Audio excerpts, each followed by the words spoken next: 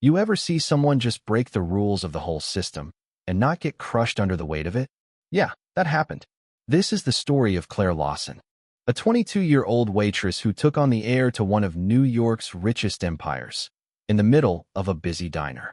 And no, this isn't some fairy tale. It's real life, messy, raw. But what happened next? It wasn't what anyone saw coming. The real story, the one behind closed doors, far from the shiny headlines, was something else entirely. The Gilded Spoon wasn't just any diner. It was a New York institution, worn checkered floors, cracked vinyl booths smelling of strong coffee, sizzling bacon, and Maria's legendary apple pie. For Claire, this place was her anchor, a refuge from the chaos of life outside. By day, she balanced trays with practiced grace. By night, she was buried in architecture textbooks, chasing a dream that seemed just out of reach. She was supporting herself, paying rent, tuition at Cooper Union, and most painfully, medical bills for her younger brother Liam, who fought a rare autoimmune disease every day. The Spoon's steady hours and Maria's kind eyes were the only constants she had. That Tuesday lunch rush felt like any other, a controlled storm of tourists and regulars, all familiar faces. Claire moved through it like clockwork, remembering who wanted their coffee black, who was allergic to onions. Then, the doorbell rang, but different this time. It wasn't the usual jingle. It was a slam, a demand. Julian Thorne walked in, heir to the Thorne Empire, a name plastered on half the New York skyline. His entrance shifted the diner's atmosphere. It wasn't just a man entering, it was an event.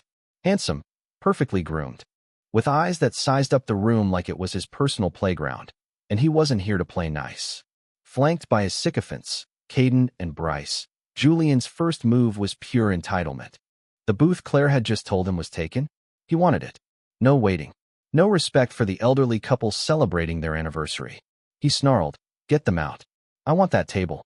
His voice dripping disdain, like money could erase anyone in his way. Claire's anger sparked, the same fire she'd felt when insurance agents talked about Liam like he was just a bill to be paid.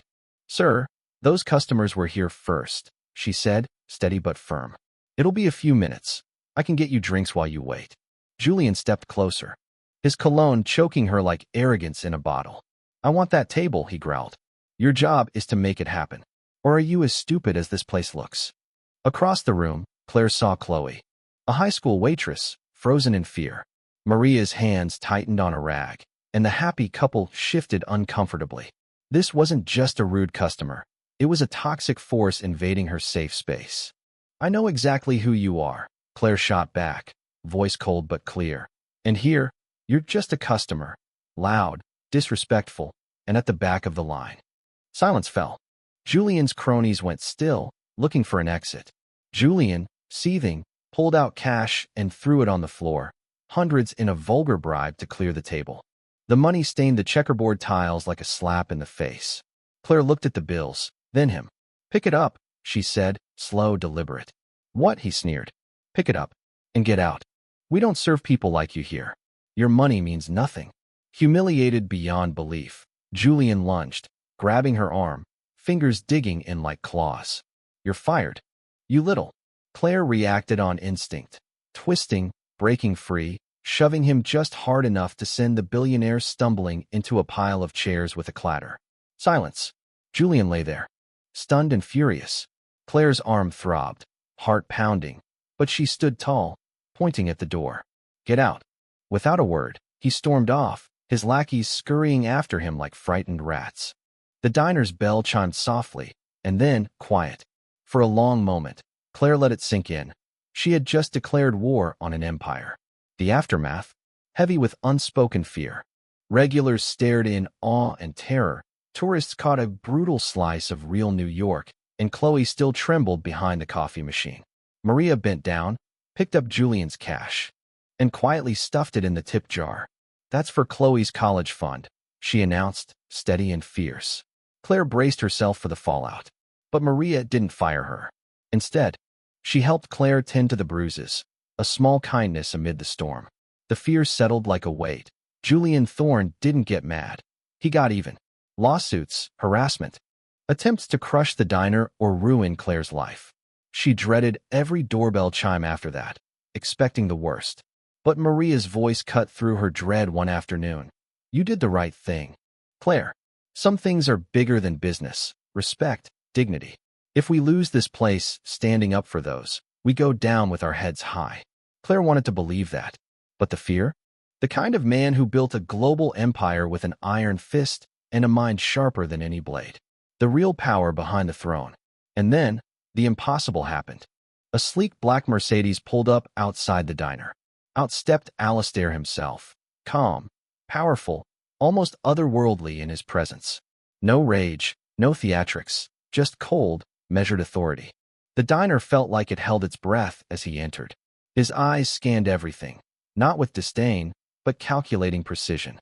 Then they landed on Claire. No words at first, just a weighty silence. And then, a voice that was more command than question. Miss Lawson, I'm Alistair Thorne. We need to talk. Maria started to move protectively. But Claire shook her head. This was her fight now. They sat in the very booth Julian had demanded. Claire's nerves screamed, but she met his gaze head-on. This man wasn't like his son. No petulance, just a cold, sharp intelligence. He ordered 2 coffees. The mundane act was strangely disorienting, like a power move to reclaim control. He told Claire he had seen the footage from the diner, the confrontation, the shove, the money on the floor. He spoke about his son's lack of friction, almost thoughtfully. Then he leaned in. Why did you do it? I want more than a simple answer. Claire spoke from the heart, about her brother, the community. The dignity Julian tried to crush with his arrogance and money. The silence that followed was thick. Then Alistair sighed, a sound that seemed to carry decades of regret. For 30 years, I've tried to teach my son responsibility, and failed. He made Claire an offer, to fund her tuition, give her a paid senior internship at Thorne Global Properties, even cover Liam's medical bills. Claire's world tilted, every burden suddenly lightened by a man she never expected to show mercy. But then came the catch. She would have to work with Julian, as his subordinate, acting as a living standard of integrity he couldn't break. She wasn't being rescued. She was being put into the lion's den as bait. Faced with impossible odds, Claire made her terms clear. Professional autonomy, no spying on Julian's personal life, and a zero-tolerance policy on physical abuse. If Julian crossed the line again, she walks, and Liam's care remains guaranteed. Alistair was stunned. Then he laughed, not mockingly, but genuinely, admiring her strength. The deal was sealed. Claire left the diner for the last time, stepping into a world of glass towers and corporate battles. No longer just a waitress, but a warrior armed with everything she needed. Her first day at Thorne Global? Julian was there, powerful and smug, until he saw her. Shock, rage, disbelief flickered across his face. But Claire met his glare with steady calm. The war had begun. This isn't just a story about a waitress standing up to a billionaire heir. It's about what happens when someone refuses to be broken, when integrity fights ambition, and when a broken family tries to heal in the harshest spotlight. Can Claire survive the corporate battlefield? Can Julian learn respect? Or will the empire crush them both? Now, I want to hear from you. Was Claire right to stand up and call out Julian? Should she have accepted that deal, knowing what it meant? What would you do in her shoes? You won't want to miss what comes next.